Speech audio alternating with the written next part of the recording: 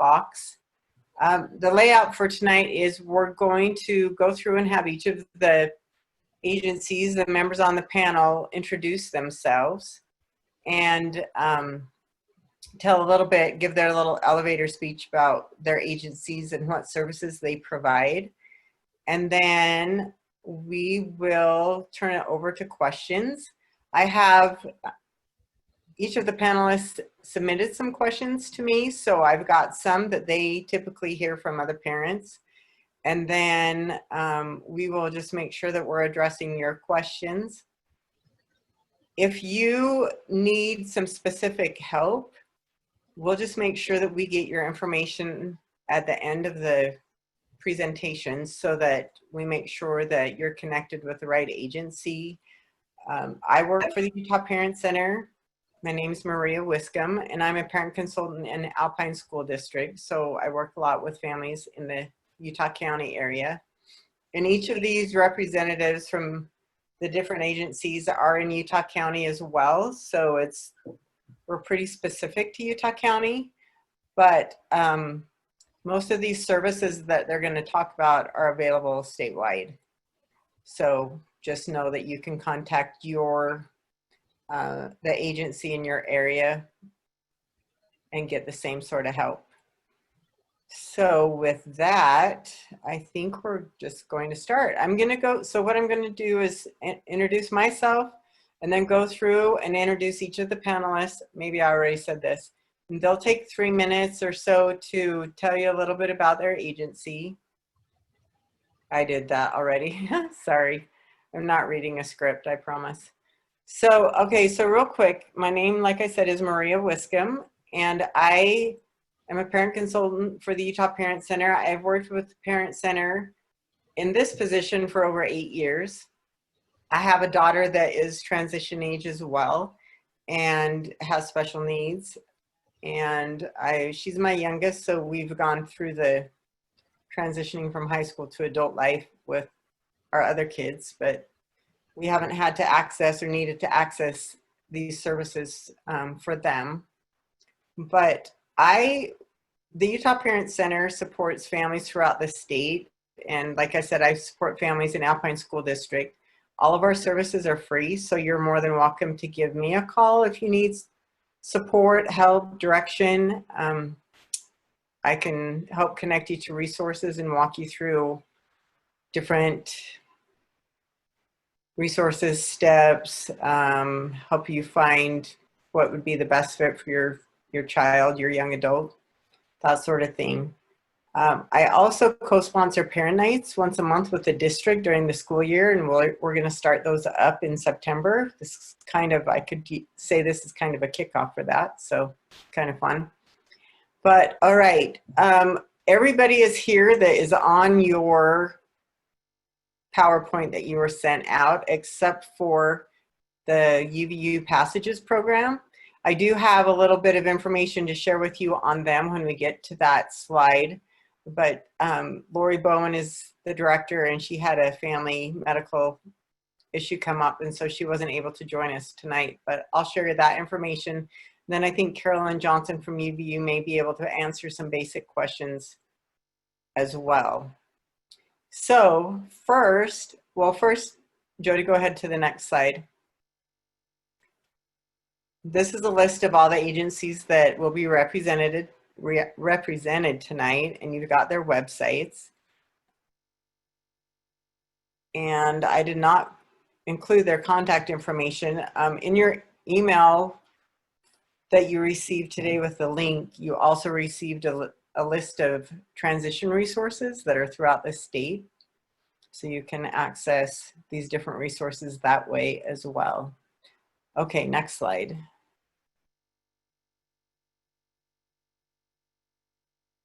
Okay, so real quick, the Utah Parent Center has a ton of resources on our website, and we have several that are focused on transitioning to adult life. And 2 of our newest programs are Life Launch and Transition University.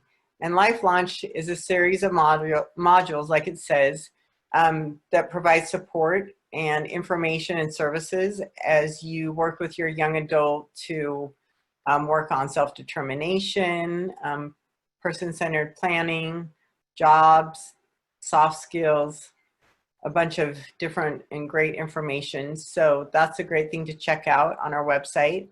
And then our Transition University is a series of trainings. And Jody Hansen, who's helping me tonight with this panel, is over to our Transition University. Jody, do you want to share a little bit real quick about what you do with that program?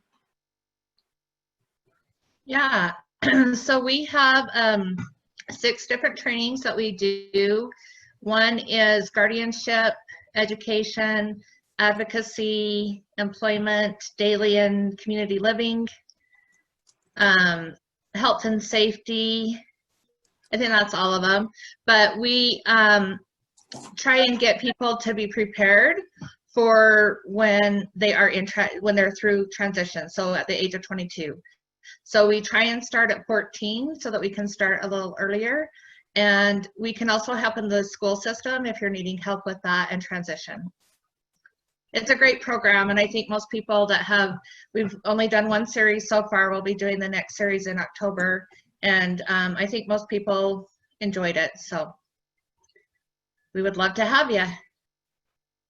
She's got some great information to share. So, all right, so we are going to introduce first, and Brett, I probably already forgot how to pronounce your last name, but Brett Garcia?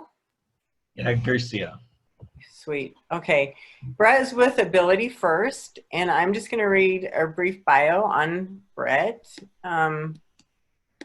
He has been the youth program coordinator at Abilityfirst Utah for 3 years now, during which time he's had the pleasure of working with youth on developing and achieving goals that increase day-to-day independence. Brett's overarching goal in working with youth is to encourage them to develop the skills to realize and advocate for their own paths in life. Brett attended Utah State University and graduated with a bachelor's degree in behavior psychology in 2016. During his free time, Brett enjoys spending time in nature, hiking, dissecting movies to an absurd degree, and learning about ancient civilizations. That's cool. All right, so Brett, go ahead and tell us a little bit more about Abilityfirst. Okay, awesome. If you want to go on to the next slide, we can. Oh, thank you. Yeah, so I work for Abilityfirst Utah, and Abilityfirst Utah's goal is to help people with disabilities live a more independent life. Independence can mean a lot of different things to a lot of different people. So what we do at Abilityfirst is we help, or we meet with each consumer that comes in, and we create an independent living plan, which will help us guide the individual for the year. When we're working with youth in transition, there's a couple different specific programs that we do provide to those individuals. The first one is we do a 10-week workshop 3 times a year called Living Well in the Community. That workshop helps students to explore their goals and help develop more achievable goals and more thought out goals.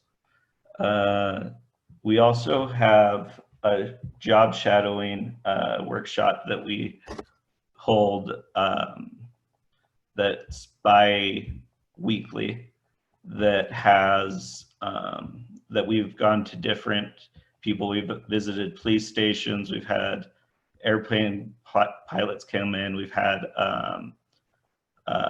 seamstresses come in, we've had a lot of different individuals come in and explain their job and how they got it to help with job exploration. The next one is our social skill classes that we hold once a week. So we have our social skill classes that are held once a week, the job exploration that's held bi-weekly.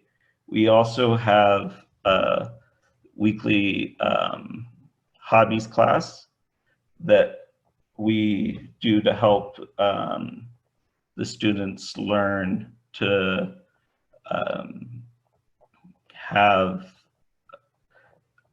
develop a better sense of community. And all these classes, most of these classes we've kept through through Zoom when most things shut down in March. Some of them we've had a little bit of trouble keeping up on, but we still try to hold a certain amount of classes each week for the transition youth. And all classes that are done by Abilityfirst are free of charge. In order to get signed up, all you have to do is call the Abilityfirst front office and get assigned to a case manager. And then the case manager and the youth will develop their ILP at that point and then get into whichever classes are best for them. Or if they need equipment, we could help them get any equipment that will help them to achieve that goal towards independence. That's a basic rundown of Abilityfirst classes and their transition. Awesome. Thank you, Brett. All right, Jody, will you go to the next slide, please? So next we have Richard Peterson. He is with Vocational Rehabilitation and Department of Workforce Services. Richard is a licensed vocational rehabilitation counselor for the state of Utah. He is a certified rehabilitation counselor and public manager. Richard completed his undergraduate work at the University of Utah and his master's in rehabilitation counseling at Utah State University. He has worked for Utah State Office of Rehabilitation, USOR, since 2002. He has also worked as a rehabilitation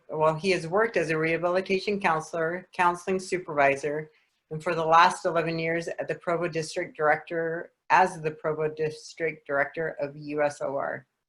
Richard is highly dedicated to the profession of rehabilitation counseling and providing services to persons with disabilities to assist them in reaching their employment goals. So, Richard, the mic's yours. Okay, thank you. Good evening, everybody. It's a pleasure to be able to have this opportunity to talk to you and share a little bit about vocational rehabilitation. I got to check my time down here to make sure I don't go over my 3 minutes. A lot of the people on the panel have worked with me before and can attest to the fact that I like to talk a lot, especially about Voc Rehab. I'd like to start off a little bit with just talking about the agency, how we've been in existence for over 100 years, working with people with disabilities, taking them to employment.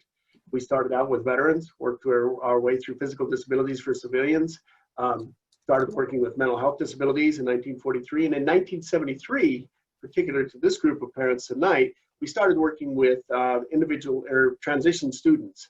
And in fact, when you come across a 504 resource or a resource plan or 504 plan, that's actually referring to the 1973 Rehabilitation Act. So we've been in the business for an awful long time, and I can only attest to the professionalism of vocational rehabilitation counselors.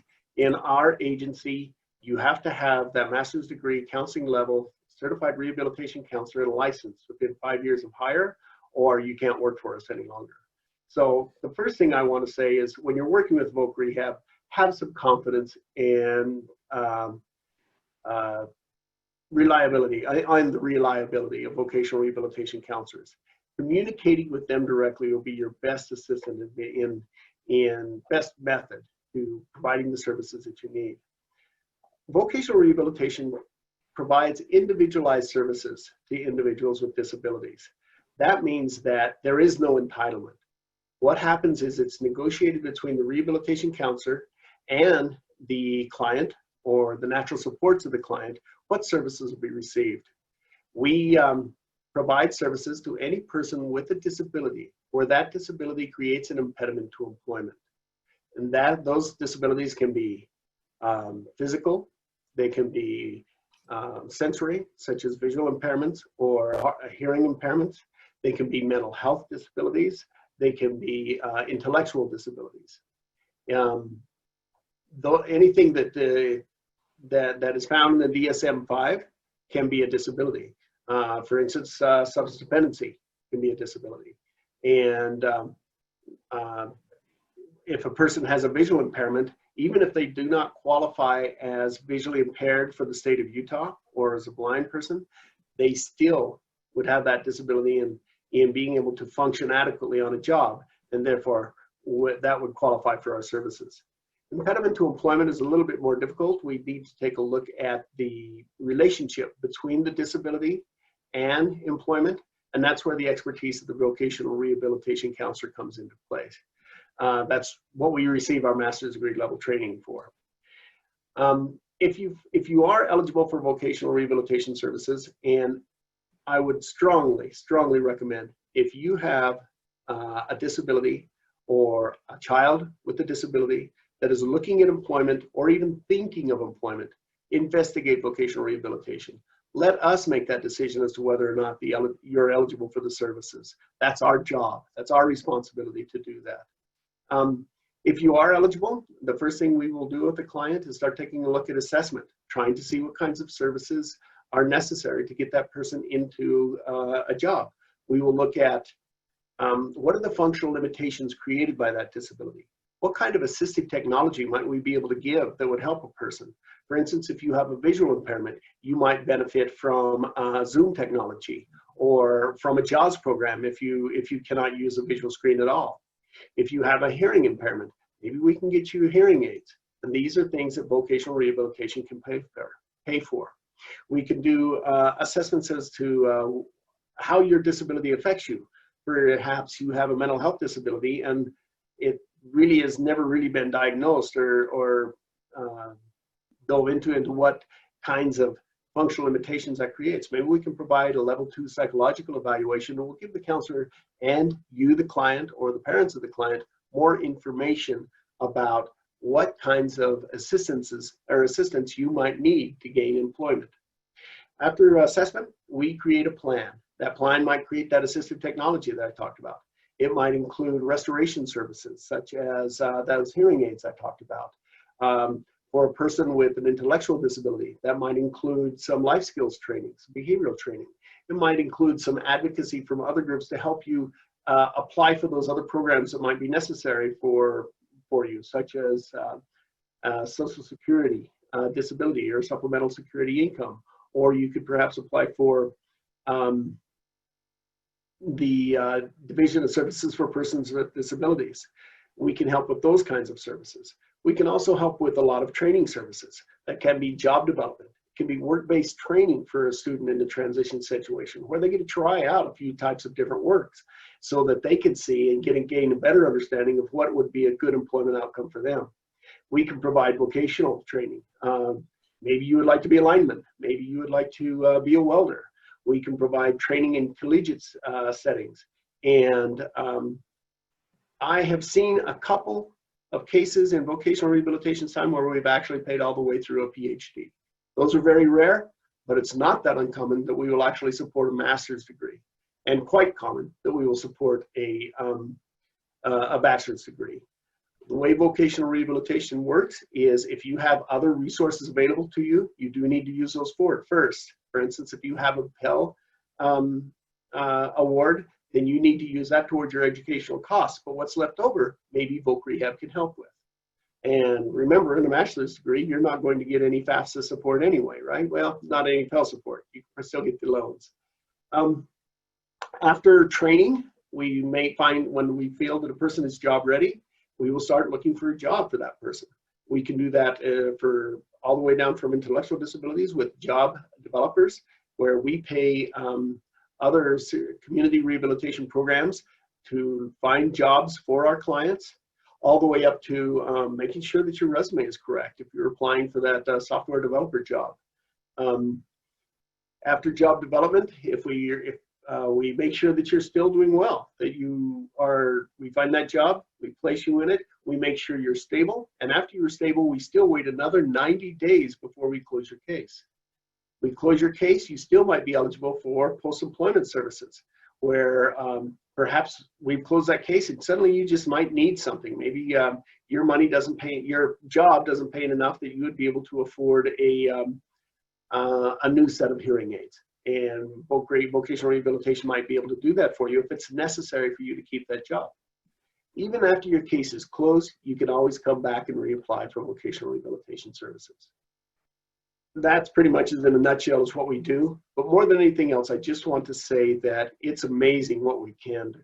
We have provided amazing services to people for over 100 years. If you even question if you're eligible, I would recommend you applying. Thank you. Awesome. Thank you, Richard.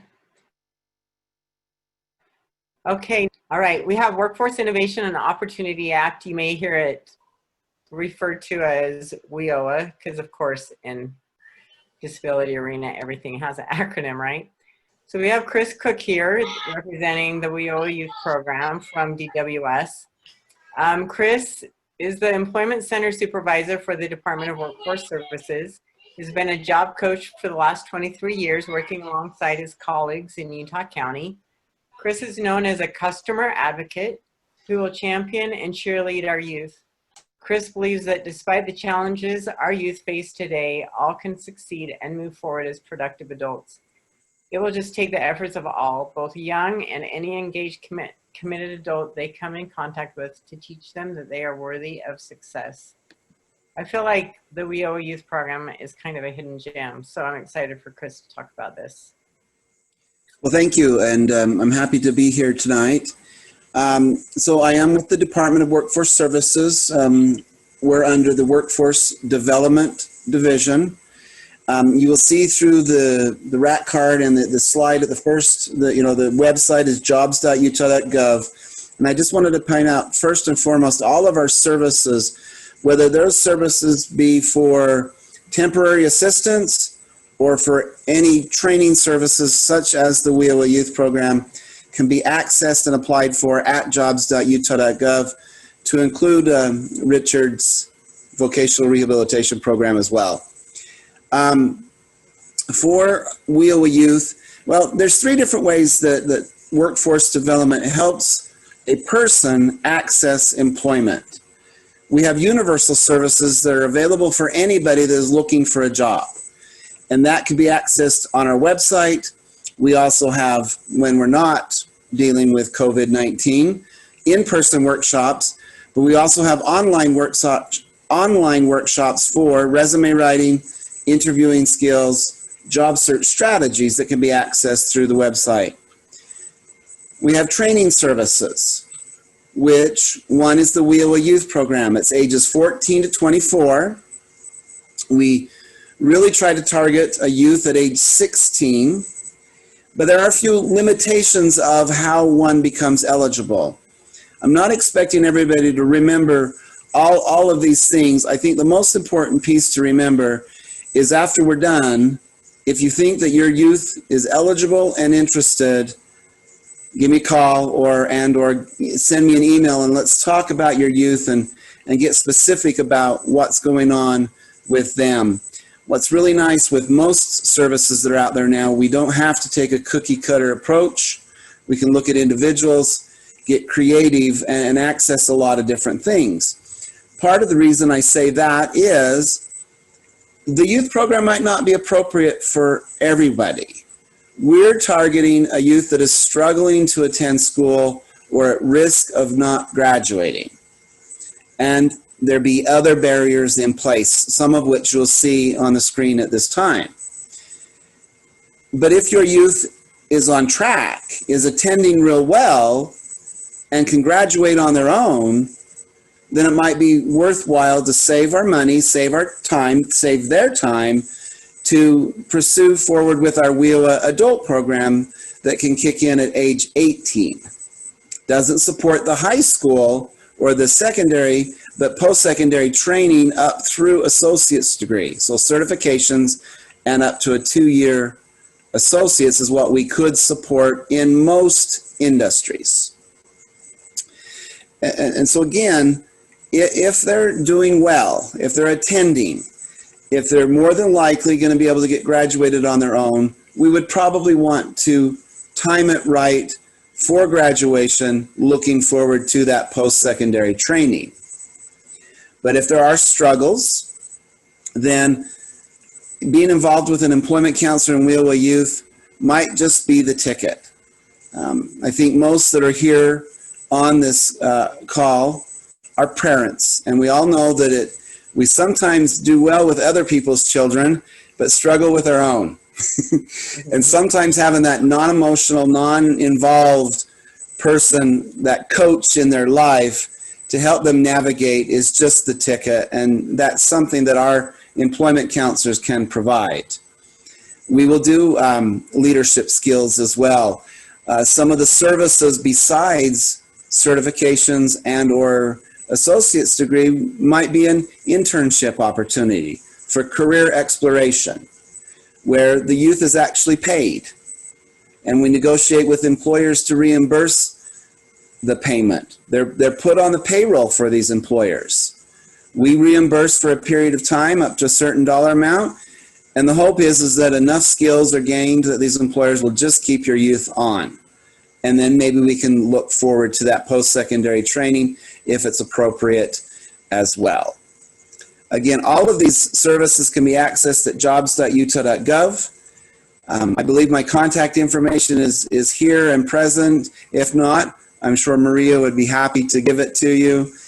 And I welcome being able to staff or talk about each individual youth to see what's most appropriate. Thank you. All right, thanks, Chris. Okay, so next we have the Utah Work Incentive Planning Services.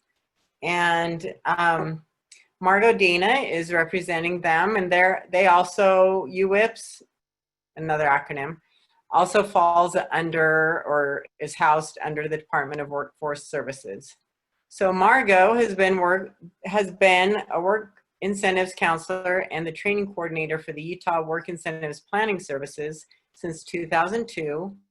Margot is certified as a community partner work incentives counselor through Virginia Commonwealth University and received her undergraduate and graduate degrees from BYU, Brigham Young University, for those who are from the U. I'm just kidding.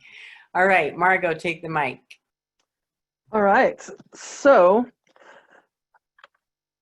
I'm with Utah Work Incentive Planning Services, and we help people who are on Social Security disability figure out how work affects their benefits. So if you're having someone work with the WIOA Youth Project or with Vocational Rehabilitation, and they're kind of wanting to explore, but you're on Social Security benefits and you're wondering, how's that going to affect them? Is this going to, cause some issues? So what we can do is help people understand not just how Social Security can be affected by work, but also how any other programs might be affected, like Medicaid, Medicare, food stamps, things like that. Because, surprise, each program has its own set of rules for how work affects them. So you can have the same amount of money from work, but it might impact each program you're on in a little different way. So what we want to do is help people get a good big picture understanding of how the system works and what's going to happen when and why, what they need to do to prevent problems from arising, and kind of make that path to work and while working as smooth as possible. We also want to correct any misinformation people might have heard, because it is lots of complex systems and rules, and a lot of times people misunderstand something or mishear something, or someone tells them the wrong information and then they tell someone else.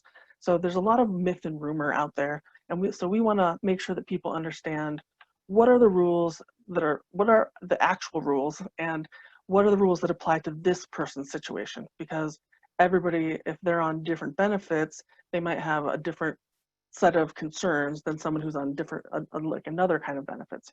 So that's part of what we're wanting to do, is just kind of help people get that understanding and maybe know what to expect, what to plan for, so there aren't any surprises as much as possible.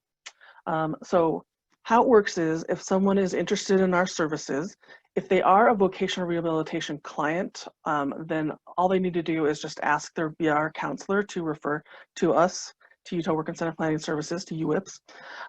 And if they're not a vocational rehabilitation client, then they can you can go to our website or acquire one of our referral forms in some way, and then just fill that out and send that in to us, and then we'll start the process. So pre-pandemic, we would sit down with people in person and we have 2 meetings. We're kind of just kind of information consultants. We're not necessarily, long-term, you're not committed to lots of meetings just because you talk to us.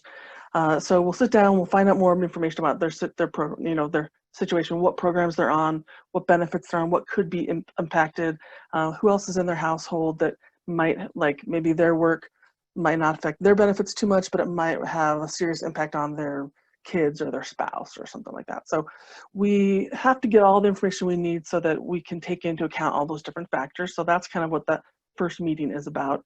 And also having people sign the forms, the releases we need to get that information directly from Social Security and different places. And then what we do is we go back and we kind of write up a report for that person, do any research we need, talk to any other agencies we need to talk to, and kind of come back with some materials that are tailored to that person and explain more about how work's going to affect each of those benefits, and kind of a little benefit summary is what we call it, for people to be able to refer back to later, because you probably aren't going to remember everything that we say. So this will be a chance for you to be able to have something kind of refer back to later on down the line. So that's what our second meeting is typically about. We'll give information at both meetings. And normally, again, as I said, that would be in person. But right now what we're doing is like Zoom meetings or phone meetings. So we're still serving people. It's just a little bit less personal. So if someone is interested, again, they can refer, and then we'll kind of start that process. And we are part of as I said, Workforce Services. We're part of Office of Rehabilitation. So like Richard with Voc Rehab, we're part of the same, we're part of that same agency that's under Workforce Services. We're just a little bit different team in the agency. All right, thank you, Margot. Okay, so next slide. Next, we have Lynn Adams from Mountainland Technology, or Mtech. He is an academic, and career counselor at Mountainland Technical College, where he has worked for the past 2 years. Prior to that, he worked as an employment counselor and workforce development specialist at the Department of Workforce Services and a school psychologist for Nebo School District. So Lynn, it sounds like you know quite a bit about the agencies that have been talking already. So Lynn, we will turn the mic over to you now. Okay, thank you. So I am the opposite of Richard. I don't like talking that much, especially when I know there's 28 sets of eyes on me. So I don't think I'll have any problem coming in under the 3 minutes. So I just want to talk to you a little bit real quick about what we are at Mountainland Technical College. You'll probably hear us referred to as Mountainland Technical College, Mtech, and people will still refer to us as MATC. That was the old name that kind of disappeared years ago, but people still, old habits die hard, I guess. So I'm gonna kind of go off of my slides a little bit just as talking points. What is Mtech? We're a nonprofit state-supported technical college. So there's a network of technical colleges in the state, throughout the state, that cover different regions. We primarily cover Utah County and Wasatch County, but we also have students who come down from Salt Lake County. We have students who come up from like Delta and Nephi. So we do cover quite a big chunk of the state. And we are providing technical education in the areas of medical, technology, trades, and service industries. They're hands-on programs where students are going to learn by doing, but there's also quite a lot of traditional book work as well. So it's a combination of both of those types of education. We're offering shorter term courses and programs in high demand areas. So we pay close attention to workforce services, to their high demand industries, and make sure that the programs that we're offering are going to be programs that offer employment in the state based on the economic state of things. And so we do have some very short programs that are just only 2 weeks long. We also have some longer programs that would take up to 2 years and sometimes a little bit longer than that to complete. We've got campuses located all around Utah County in Lehigh, Orem, Provo, Spanish Fork, and Heber. I'm stationed in Lehigh, but we've got them all over. And like I said, there are other technical colleges throughout the state that cover the other areas in the state. Really quickly, what we aren't, just some of the kind of common misconceptions, we're not an extension of a school district or of another college or university. We're our own thing. So we're not an extension of Alpine School District. We're not an extension of UVU. We maybe broke off of UVU a long time ago, but we're not. We're separate from them, a separate entity. We're not a credit granting institution. So we give students certificates. We prepare students for specific licensing or certifying in the various areas that they're studying, but we don't grant college credits. And then just this last part, we're not an easy alternative to a four-year college. Our programs are challenging. Our programs do require quite a lot of book work. I hear lots of people say, oh, I just decided to go to hair school because I don't want to go to a hard program.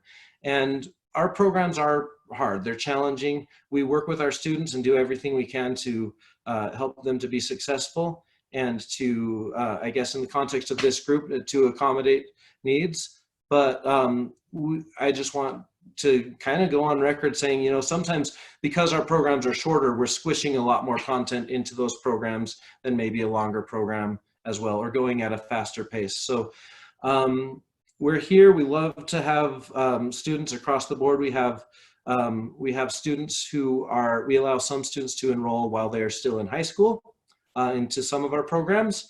And then we have a lot of adult students as well. So that's what we're here to do. We just want to make sure we're educating students and preparing them for work in industries where there's a high demand. Awesome. Thank you, Lynn. Thanks for joining us. All right. So next we have Carolyn Johnson. She's with the UVU Accessibility Center, and she has worked at UVU for the past 29 years and loves working with individuals who want to learn more and achieve their personal best. So Carolyn, your turn. Mute. There, now can you hear me? Okay, I work at Utah Valley University in the Accessibility Services Office. So we work with students with disabilities. So it might be a physical, mental, learning disability, physical disability, and then you can come in and talk with us. And our goal is to level the playing field and give you equal access so that you can complete the course. So picture a kid who's 5 years old and we give him a 10-speed bike. Is that student going to succeed? No, we need to give him the right size of a bike. So if there's a couple accommodation tweaks that would help him, like a little bit shorter of a bike, but we can't change the course. So they still have to make it through the course that's in front of them, but just a few accommodations might be able to help them reach and prove that they can do that course. So some of the things that we can look at is maybe longer time on a test. Maybe all of that information's in there, but we just need to allow that student to say, hey, wait a minute, just give me another minute and I know the answer to that. And they can take a test in a quieter environment, or one of my favorites is to put the information on the computer and then the computer reads the information. So that's our new version of books and audio format. We can put a book on a computer and have the computer read that book to the student. So, so that's a nice one as well. There's other accommodations, and we work with each individual, looking at the documentation and looking at the individual and their strengths and what accommodations might fit them. When I was thinking of this today, I was thinking of my son.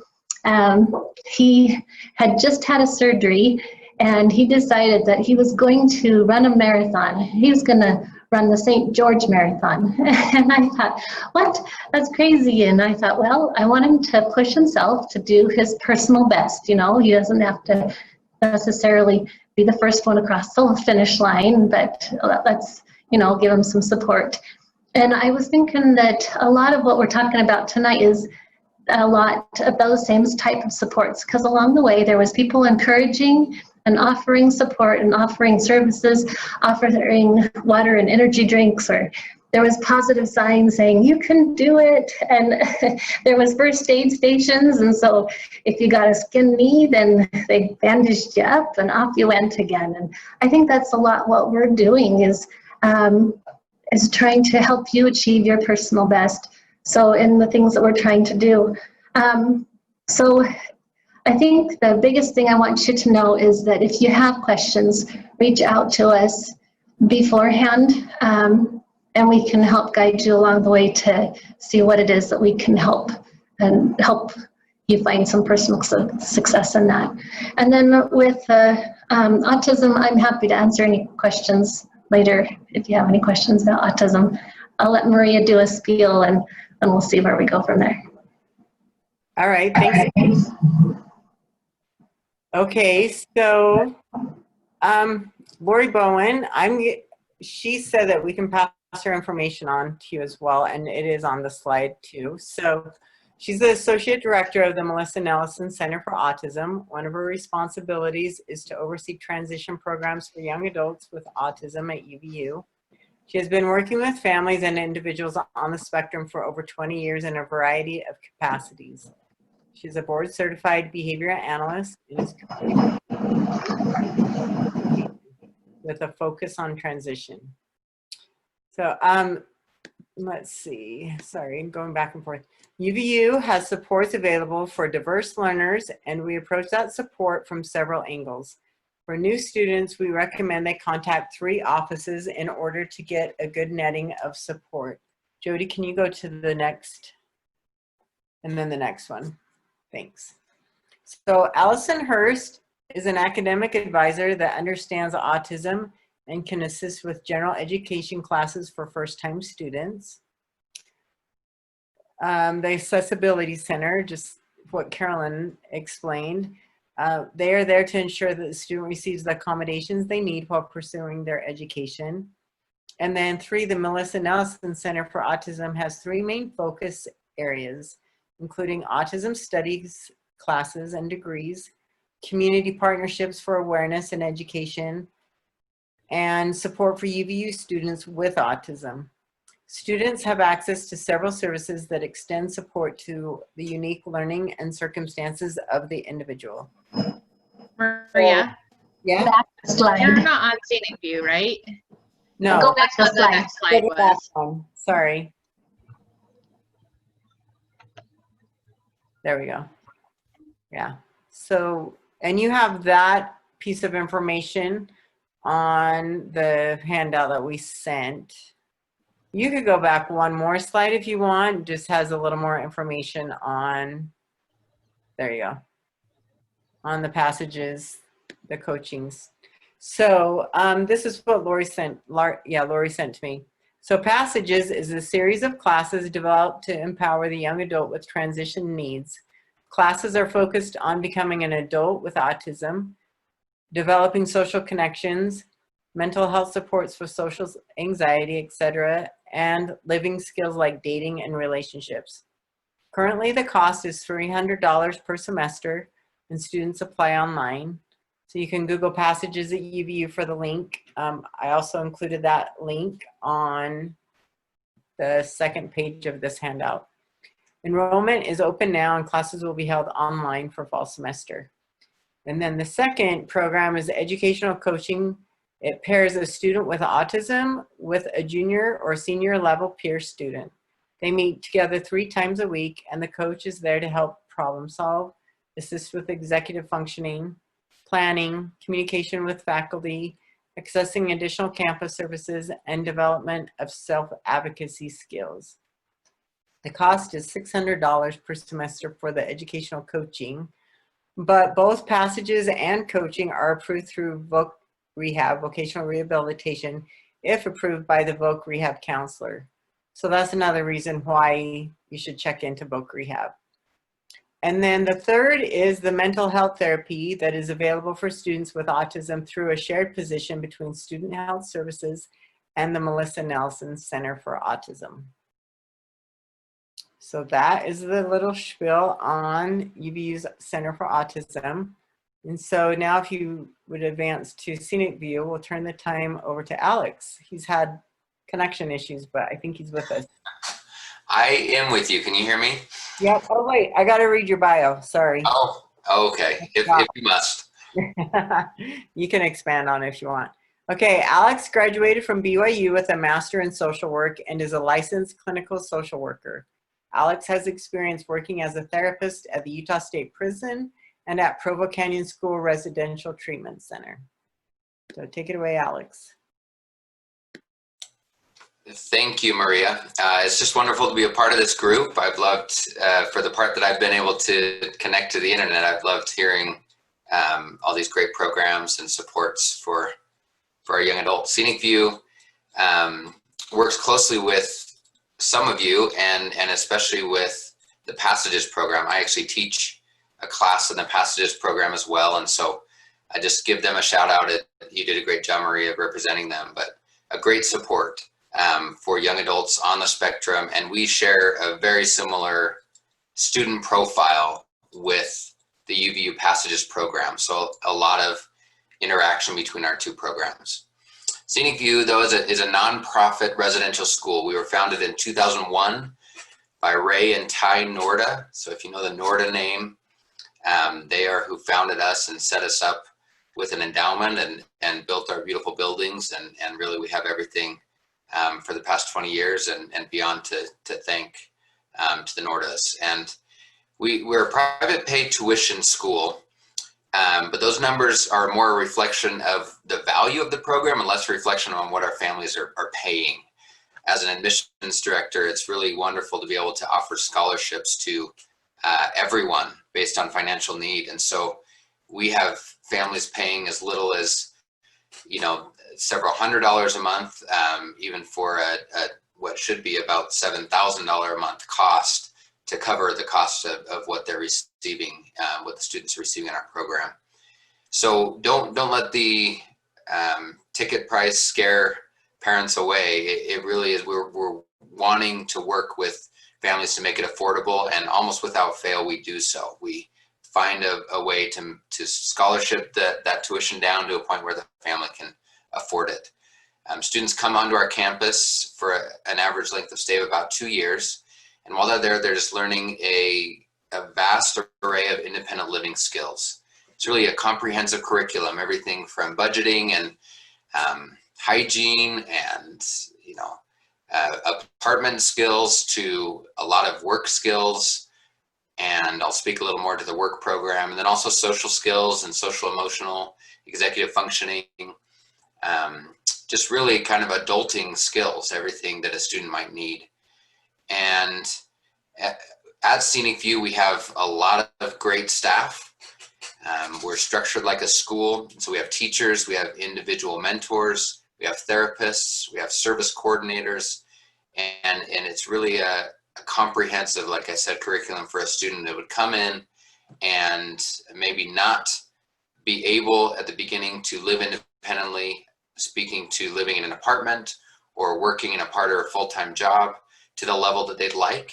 And by the end of the 2-year program, we're moving them out. Our outcomes are great, and we're moving them out into the community to live on their own in an apartment and to work, and also to pursue higher education. We have educational supports. We are not an accrediting body, so we cannot offer credits, but we can tutor, we can teach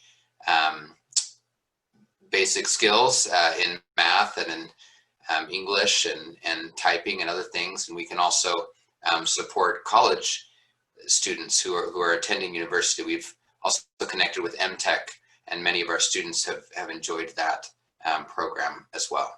So we're looking for someone who is level 1 autism, right? and formerly maybe known as Asperger's. Someone who's going to be capable of living independently eventually, as far as cognitively speaking, and interested in that as well. And we don't do well with folks who have really acute mental health needs. We aren't the place for that. Although we do offer therapy, we aren't a lockdown facility, and we're not structured to the degree like some other residential treatment centers you might see across the state and country. But ScenicView is a rather unique program in even the entire country, and is a wonderful place for someone to transition from living in the home and maybe unsure of what the future might hold, an adult with autism, to moving out of the home, moving independently into an apartment, and working and confident socially. We're all about empowerment at ScenicView, and it's a wonderful place to work and to send individuals who need that kind of support. So feel free to reach out at any point to me and peruse our website, and we can connect students to services that are good fits for our program. So thanks for the opportunity to be here. Awesome. Thanks, Alex. Yeah. All right. Thank you, everyone, for sharing information about your agencies. I think with the information that you shared and the information that are on the slides, I think that those helped answer a lot of questions that parents might have. Those of you who are in attendance, if you have questions for any of the agencies or overall questions, go ahead and type them into the chat box. One of the questions Richard just answered are what are the age limits for your programs? And a lot, so like the majority of the programs under the Department of Workforce Services start at about age 14 and serve into adulthood. So like what Chris Cook was saying with the WIOA youth program, there's a youth program, but there's also an adult program. So any age 14 and up can access those programs, as well as vocational rehabilitation. Brett, at Abilityfirst, what's your ages? There's no age limit for Abilityfirst. It just depends on the services that we're providing. Our youth group goes from about 17 to 28 is where it usually cuts off. Okay. So, but we have adult programs as well. So. Awesome. All right. And then with the colleges, there's not an age limit other than you need to be in college, right? We You do need, oh, sorry. You do need to have your high school diploma behind you. So yeah, whether that's completion packets or whatever. So. at Mtech, high school diploma is not a requirement, regardless of your age. The earliest we are taking students is age 16 and juniors in high school, and that's only for a couple of our programs. Most of our programs they can take as seniors in high school, and then obviously adults. Awesome. Thank you. All right. So Yeah, I have a question. oh, go ahead, Jody. So she says, if a person is at high risk and the pandemic started, but they were getting services through VR in the public and the case was closed, are they able to work with the public? Can they go back to VR and see about training in a computer job they could do from home? Okay, yeah, you know what? I was really quite impressed with whoever it was that mentioned the pandemic. I think it was Dana, and I probably should have too. Currently, right now, for our clients, we will meet in our offices, and excuse me, and we can also meet virtually over the phone, whatever works best for that client. So a person with a health need can attend through telephone or whatever. We actually have been approved for this period of time to be able to accept virtual signatures just through verbal agreement with your vocational rehabilitation counselors and several other what I think are really essential changes that we've made so that we can facilitate all of our clients during this period. We are open for business. We've been an essential service since the very start of the pandemic, and we are open for business. as far as looking for jobs for a home, well, I'll be the first to say that I think this is probably going to really open up an awful lot of employment opportunities now and in the future for people who want to work from home. Currently, I'm working from home, right? We weren't doing this 6 months ago. And so, yeah, it's certainly a possibility. And as I mentioned before, you can always reapply for vocational rehabilitation services. And if you have any questions and want to staff that a little bit more, I'm always available. I'm not sure if we're going to give our contact information at the end of this or not, but I'll certainly put it in the chat so you can call me. You know what? I did not even think about putting it on the handouts. And so if you guys are okay, the panelists are okay with sharing your contact information, if you don't mind typing it into the chat box, that would be awesome. Now, or I can accumulate it and send it out, either way. So, okay, so we have another question, Carolyn. This will be more towards you because it's about passages. So see what you can do with this. Is there a long waiting list for passages? Is it harder? Is it hard, or does it take a long time to get a spot? And then does a person typically just do one semester because it would just be repeat of the exact same things taught? Or do they typically do more than one semester? Oh, they definitely do more than one semester. It's a program, the waiting list is not too bad because they keep trying to add more students every semester, well, every year. And so there's a entrance time, and then they kind of go through almost as a whole year, a lot of them. And there isn't a lot of repeat, and sometimes they can use some of those individuals as mentors as well. So there's a lot to learn from it, and they have excellent teachers, excellent people to focus on life skills. I think that, I don't remember which days they meet, like Tuesday, Thursday. So one is focusing on life skills, and the other one is focusing on academic skills. So yeah, it's a good program. Did I answer all the questions? Well, the other one is there a wait list? Does it take a while to get into the program?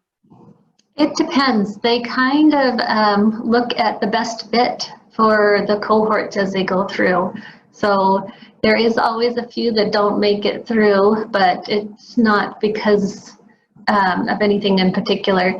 And they do look and make sure that the student is ready for that experience as well. So to have that level of, and I think their minimum age is 18, if I'm not mistaken. Yeah, and I remember hearing from Lori saying that some students who go through the Passages program, like you said, end up being peer counselors. So I think it's an awesome program. Yeah. Okay, so another question. Oh, did you have a comment on that, Carolyn? Sorry. No, go ahead. Yeah, go ahead.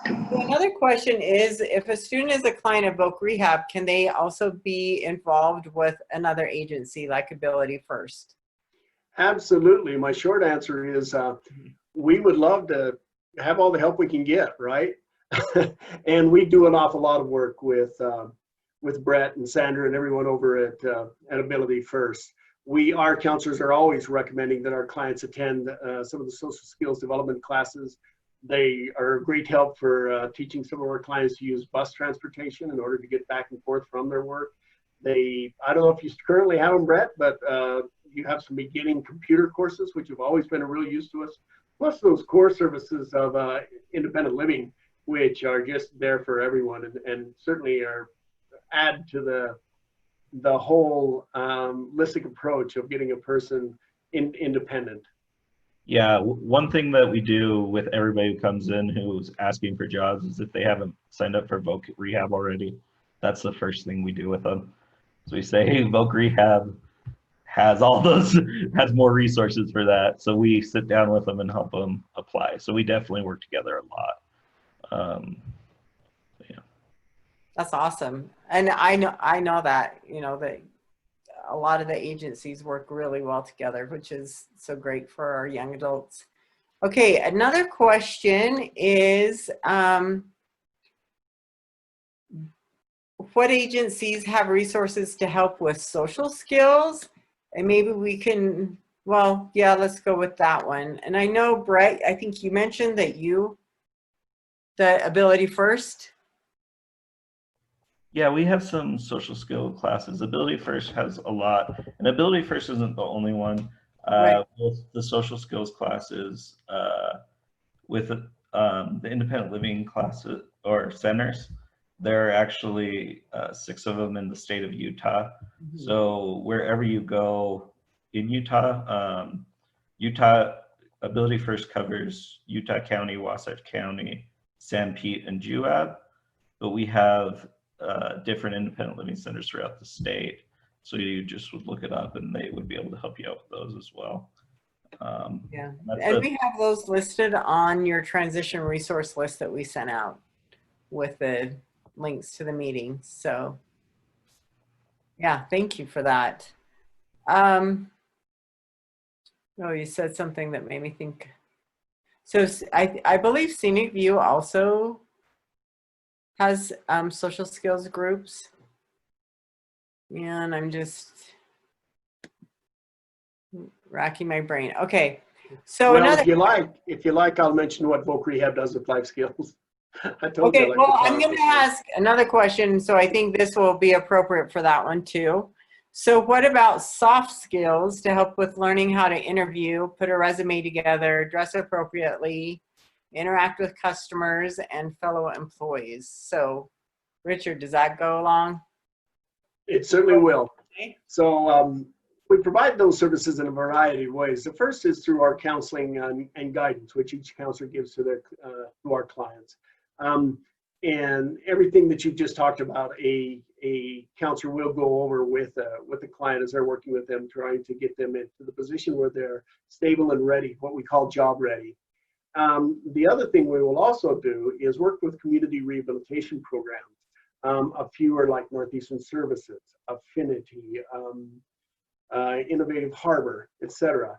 And with these agencies, we will pay them to provide those life skills services or life skills training to our clients that are contracted with them. Hey, Richard, could you do a little spill for Easter Seals? I know they've had the pre-employment training something contract before, but I know their funding's been cut some. Do you know what Easter Seals is still able to provide? I would refer directly to them. I do know that they are no longer accepting clients from Voc Rehab. Now, of course, we're talking about transition here. Right, and right. Chris would want me to, Yeah, I'm sure Chris would want me to mention that the seniors program is still being run by Easter Seals, so that's still in existence. right. And I'm not sure if they are keeping up with their contract right now for the pre-ed services or not. I wish I could say more. Does anyone else know? Okay, I'm gonna get their, I'll get their website for their youth transition page and put it on the links. Yeah, I think you can include it. And Crystal Emery is really pretty good to answer any questions you might have as well. She is very good. They've had programs in the past, but yeah, with the pandemic, it's kind of cut some of those. And so it's something to keep in mind. Oh, thanks to Allison. She said that her daughter just finished up the expanding options program through Easter Seals. Good, that's good to know. And I'm glad I didn't say anything. I'm sorry to put you on the spot. Oh, okay. Also, through workforce development, there are employment ready or job ready services, like I'd mentioned, online workshops for resume writing, interviewing skills, and job search strategies to include networking. We do have in-person workshops for those that have been suspended for a time due to COVID. Hoping, I think like everybody, that in the near future we can open back up all services that allow for less social distancing. Which we need social skills for to figure that one out too, right? Okay.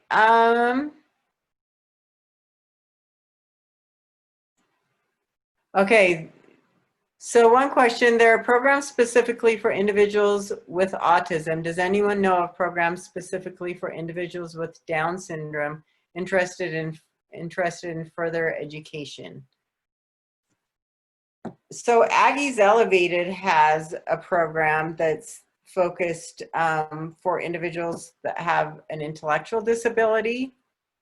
So, and that's through Utah State. I don't believe there's anything local. I think I heard a rumor, Carolyn, at one point. There is. There's a rumor. It's not official. It's a grant, so we'll see. But the grant's been written and turned in. And so it would be great to have a program. It's going to look a lot like Utah State's Aggie's Elevated. And so that's kind of the model, and they actually helped write the grant with U of U. And USU Price, is that where it is? Yeah. Is looking at having one further in the future as well. Oh. So yeah, that's something that we hope to gather some support for and offer. Yep. And I believe that there's one of the Applied Technology campuses, I think in Cedar City. Is that true, Lynn, that has or has had in the past? I can't comment on that. Okay. No they comment. did have one there that I was aware of, but I think some of their funding has been pulled back, so I'm not sure if they're still active.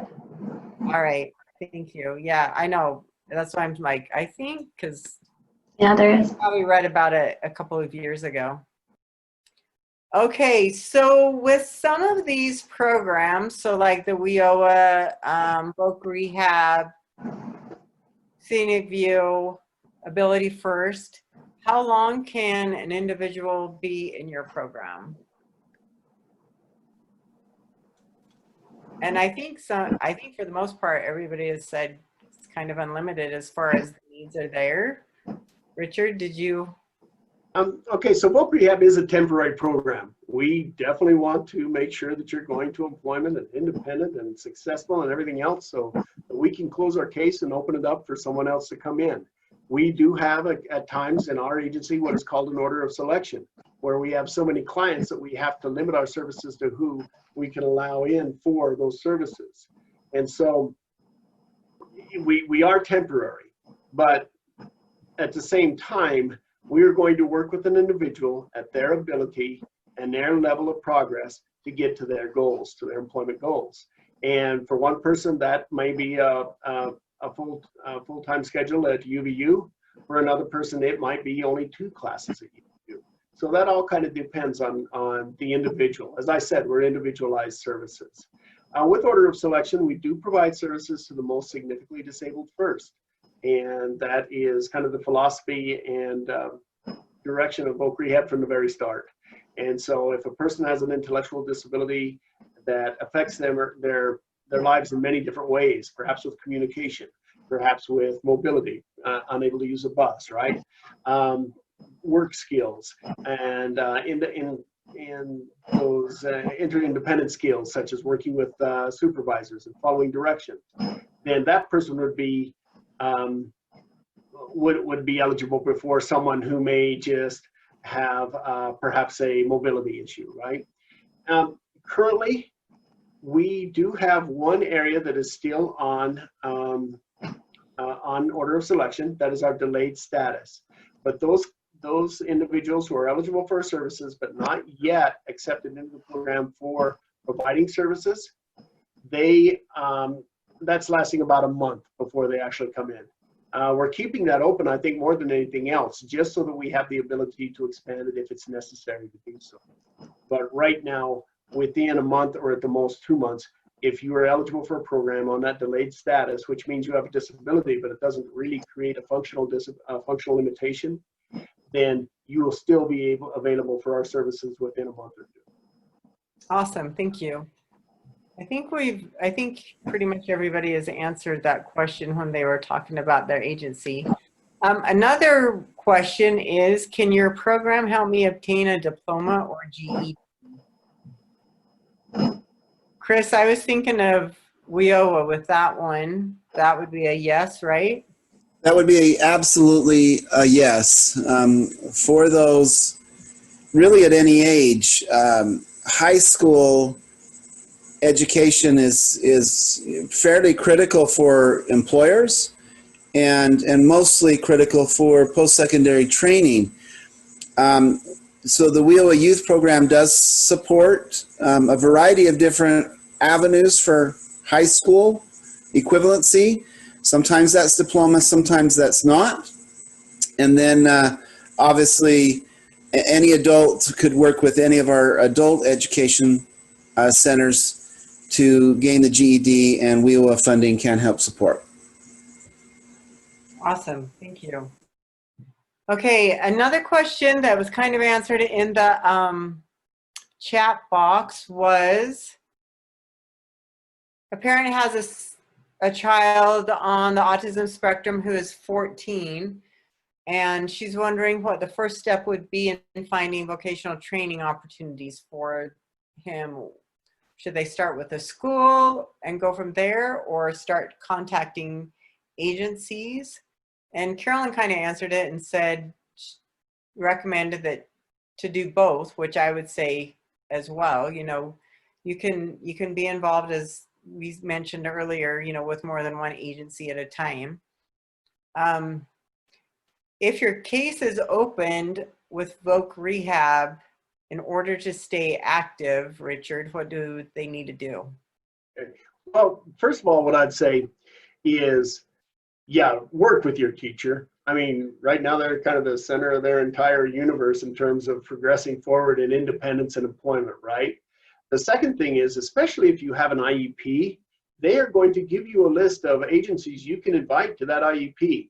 Voc Rehab is one of them, and I would strongly recommend that if your child has an IEP, that you invite Voc Rehab to those IEPs beginning around that age of 14. Maybe we can look at a work-based learning, right? Training kind of situation where your child might have an opportunity to sample several different jobs and maybe get an idea of what they're really good at. So that would be my first suggestion. The second thing on that, I think, is just that if you don't have an IEP or a 504 program plan, then what I would do is reach out directly to Voc Rehab. Take a look at those resources that are in this list and contact us. Awesome. And I'm just typing in the chat box too that transition plans become a part of the IEP process when youth turn 14. And so there's got to be some goals and a direction as far as that goes as well. Okay, so another question that came through, do most of your programs or agencies have private pay only? What options are there for funding? I've heard most use the SBD, but my son is not on the list yet. So most of these agencies that we've had present tonight are eligibility agencies, or eligibility programs. Mtech, UVU, ScenicView, those do cost, you know, for education, for the post-secondary education and trainings. But services through Voc Rehab, through UWIPS, through the WIOA Youth and Adult Program, those are free services. Abilityfirst, Brett, I don't believe you guys, unless it's an activity that you're, yeah, like, we don't have any, you don't pay for anything through Abilityfirst. Our summer programs have some base charge, but other than that, no. okay. For Voc Rehab, there is a financial contribution piece to our services. So if you make, and I can't remember what it is, it's 120 or 150% of the poverty level, then you may be required to pay for part of your services. A student who is under 18 will fall underneath their parents' income. But at age 18, they're considered on their own.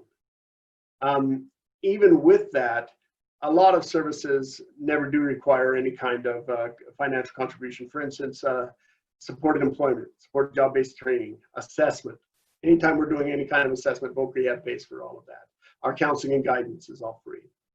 But for training, if you're 17 and an amazing student and going to school at UU already, and your family makes a reasonable upper middle class income, then there's a possibility you would have a contribution towards that. But even then, you would want to take that into consideration, because maybe that contribution is $1,000 a month or $1,500 a month, let's use that, and it's 4 months of training, so that's $2,000. Well, Voc Rehab might be able to help with that remaining, $1,000 or $1,500. Awesome. Can I comment? Oh, go ahead. I should have mentioned this when I was presenting before. If your students are still in high school and they come to Mtech, they do not pay tuition. They only pay fees for our courses. So that's one kind of exception. No, that's awesome. I'm glad you mentioned that, because after a couple of my kids went through high school, my third one, I'm like, you have to go to Mtech while you're in high school. Okay, so Maria, if I may, for workforce development for WIOA, there is no cost. However, it is eligibility based, but there are many waivers, so to speak, for categorical eligibility under an income guideline for our programs that we look at the household individually. okay, awesome. So whether they're 14 or 18, I mean, if they're not an adult yet, you can still waive. Even for adults, receiving unemployment insurance or being on SNAP will waive the income guideline. Okay, awesome. Thanks, Chris. Okay, another question, or a statement, was that one of the young adults was in Voc Rehab, but his case has been closed. Individuals can access Voc Rehab services more than once, right? Absolutely. And who knows what the causes for the closure were. There can be many. The one thing I would say is that if reapplying for services, make sure that you're ready to progress, participate, move forward. Unfortunately, the mass majority of our cases are closed unsuccessfully because of lack of contact. And so make sure that you contact your counselor and let them know that you continue wanting services, and ask what the next step they're supposed to be involved in. Well, and there are different counselors that provide services for you through high school, and then they would transition to an adult counselor once they graduate. Or is there an age limit, or how? Okay, so generally what we're doing in our district, and this may change a little bit over in other parts of the state, not much.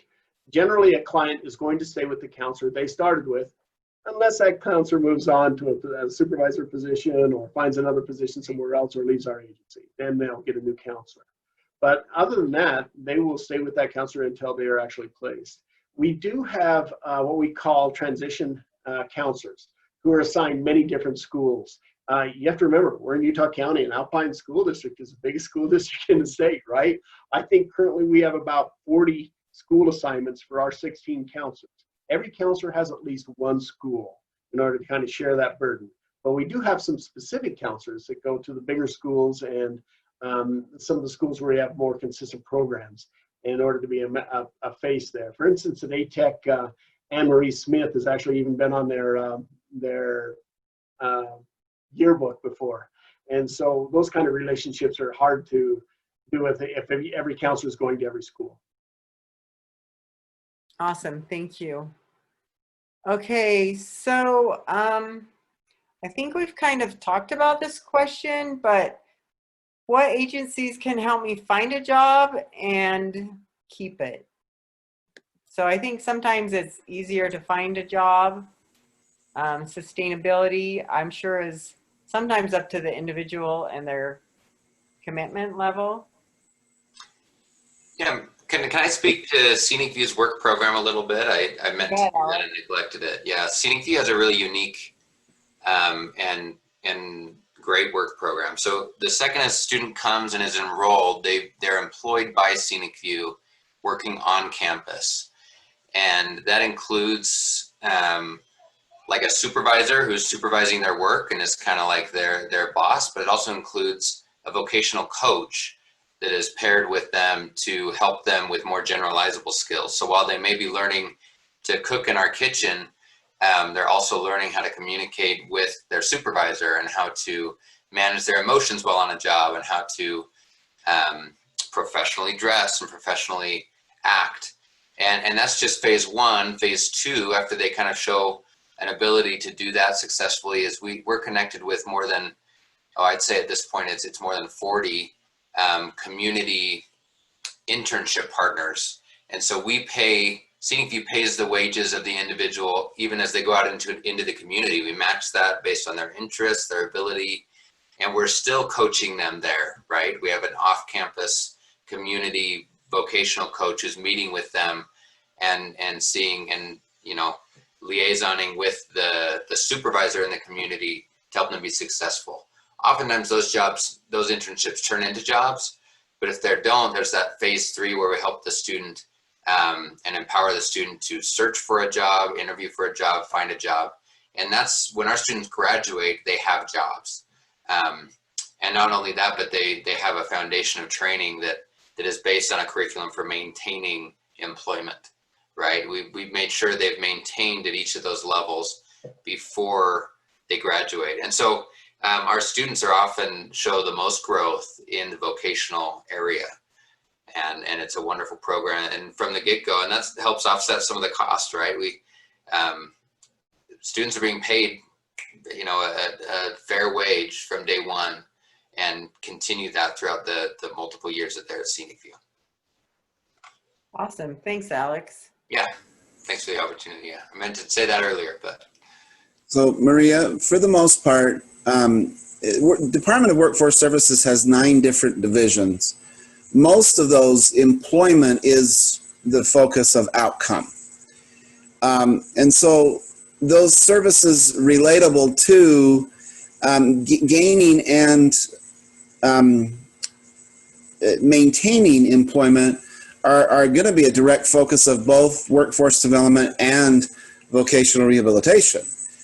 And so there's a lot of services there, and many of our temporary assistance programs do have work requirements as well to maintain that temporary assistance, always with plenty of folks in employment centers to help navigate finding employment and maintaining employment. And I will say, even in what I've referred to as these COVIDial times, there are many employers looking for folks to work for them.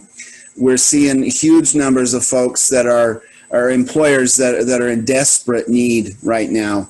And as some of the pandemic assistance is winding down in some areas from federal funding, now is a really good time for those wanting to go to work to access jobs.utah.gov, in addition to the various other avenues folks find out about employment to go to work.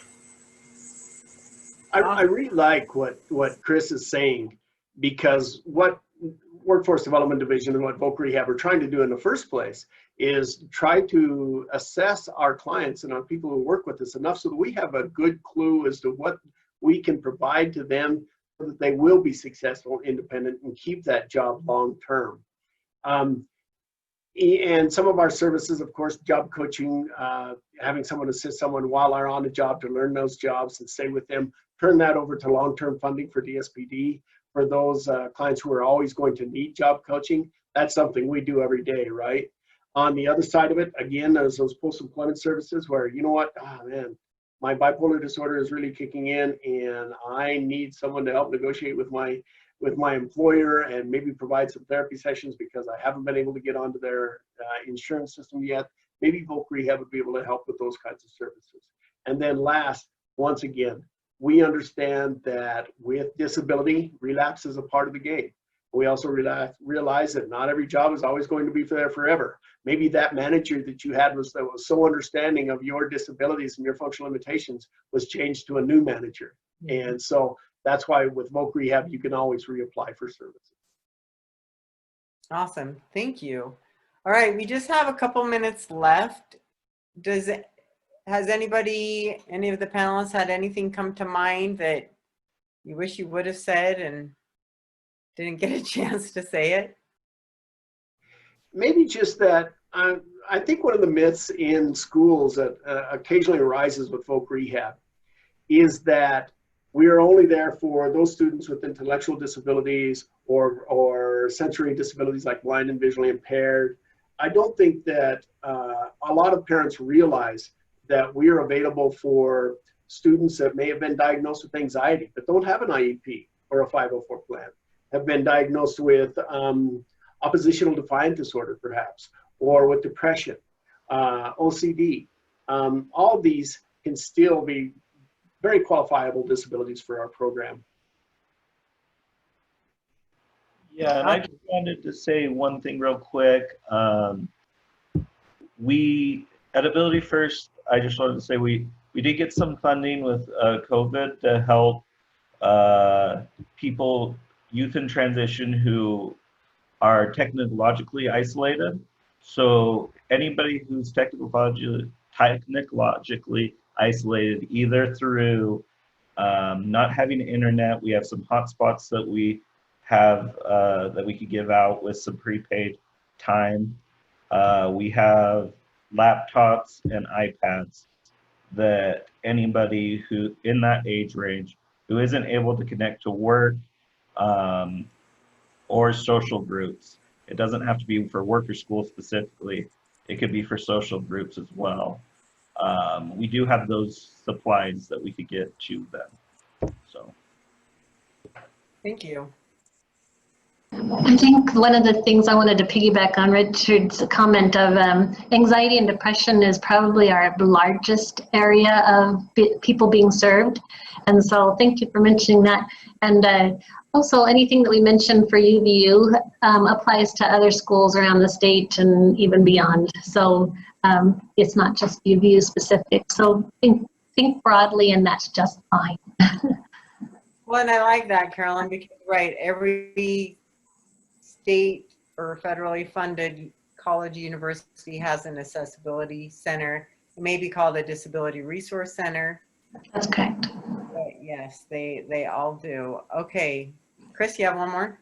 Yes, so I just did want to mention as well, some of the families here or some of the families that all of you different agencies may come in contact with might be working with the Division of Children and Family Services as well. And that would be something that not many people would want to publicly announce right here. But any child in state's custody with DCFS that transitions out around the age of 18, there are many educational opportunities there as well through scholarships to state schools. And that is through an education training voucher that is administered through workforce development. Awesome. That's a great resource to know about.